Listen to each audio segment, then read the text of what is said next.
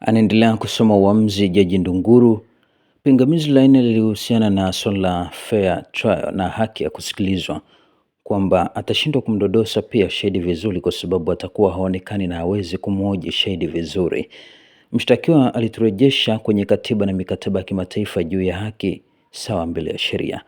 Mahakama imetafakari hoja hiyo kwa makini, haikuona ni kwa namna gani mshtakiwa atashindwa kumhoji shahidi kwa sababu hamuoni sura yake. Pingamizi la tano kuhusu kifungu cha 194 cha CPA, marekebisho yake hayakutangazwa kwenye gazeti la serikali, hivyo ni sheria ambayo haijaanza kutumika. Na sehemu ya pili, mshtakiwa anasema kanuni za ulinzi wa mashahidi zimetengenezwa baada ya yeye kuwa ameshakamatwa na kufikishwa mahakamani, hivyo haziwezi kufanya kazi baada ya yeye kufikishwa mahakamani. Upande wa jamhuri ulisema sheria za mwenendo zinatumika hata baada ya kuwa tayari mshtakiwa alishafikishwa mahakamani. Je, sheria hiyo ilikuwepo wakati mshtakiwa alishafunguliwa mashtaka? Kanuni za ulinzi wa mashahidi zimetengenezwa na Jaji Mkuu kwa mujibu wa kifungu cha 194 kifungu kidogo cha 3 cha CPA, kilikuwepo toka mwaka 2018. Hivyo basi vinaeleza kwa ulinzi wa mashahidi unavyotakiwa kufanyika.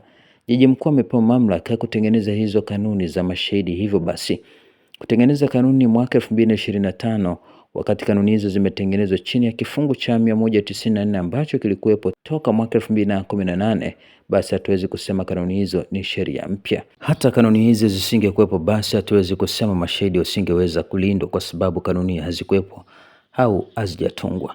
Mahakama imeridhia kuwa kifungu cha 194 kilikuwepo kabla kanuni hizi za mwaka 2025 na hatuwezi kusema sheria ya ulinzi wa mashahidi haikuwepo. Lengo la kanuni hizi ni kurahisisha utekelezaji wa kifungu cha 194 cha sheria mwenendo wa makosa ya jinai. Wakati upande wa mashtaka walitoa gazeti kuonesha sheria hiyo ilitangazwa na mshtakiwa alisema hakufanikiwa kupata gazeti hilo na kusema sheria hiyo haikutangazwa. Kifungu cha 63 na 64 cha ushahidi wa judicial notice kuwa sheria hiyo ipo na kuamini. Mahakama imejiridhisha kuwa sheria hiyo ilitangazwa na imekubali pingamizi moja na mapingamizi mengine manne yaliyobaki mahakama imeyakataa. Hivyo kizimba kirekebishwe na tuendelee na usikilizaji wa kesi kama ilivyoamriwa hapo juu. Anasimama Renatus Mkude, anasema baada ya kupata amri na uamuzi wa mahakama tunaomba ahirisho ili kizimba kirekebishwe. Anaitwa Mheshimiwa Lissu aseme. Jamhuri wana mashahidi 30 na waliolindwa wapo 11 na 19 hawajalindwa. Sasa walipaswa kujua kuwa mahakama ikikataa mashahidi kulindwa lazima wawe na shahidi mwingine wa kuleta. Hii ya kuahirisha kesi kwa sababu ya kurekebisha kizimba ni kunionea na kunikosesha haki zangu. Waheshimiwa majaji, mimi sina hatia yoyote. Hii ya kuahirisha kesi kwa sababu hii siungi mkono, kwa sababu mkiahirisha mimi naenda kukaa jela. Anasema Mkude tena, anasema mheshimiwa, tuliwaandaa hao mashahidi wasili, kwa sasa hatuna shahidi mwingine yeyote na huo ndio utamaduni wetu wa kuendesha hizi kesi mawakili wa serikali. Kwa hiyo hoja ya kuahirisha iko pale pale, tunaomba tuahirishe kizimba kirekebishwe.